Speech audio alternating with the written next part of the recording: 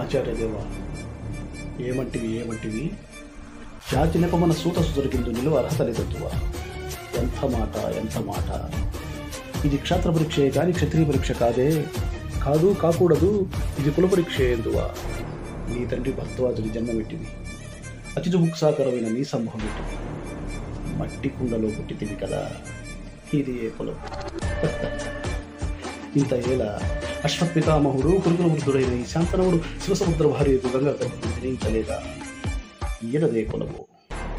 నాతో చెప్పింతువేమయ్యా. మా వంశంలో మూలపురుషుడైన వశిష్ఠుడు దేవవేశ ఊర్వశి పుత్రుడు కాడా.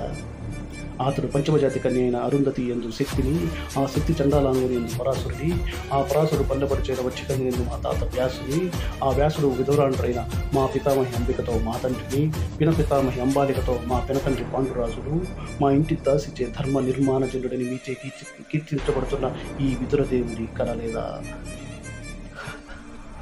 సందర్భావసరం బట్టి క్షేత్ర గీత ప్రాధాన్యములతో సంకరమైన మా పూర్వంశం ఏనాడో కులహీనమైనది కాగా నేడు కులము అని వ్యర్థవాదములు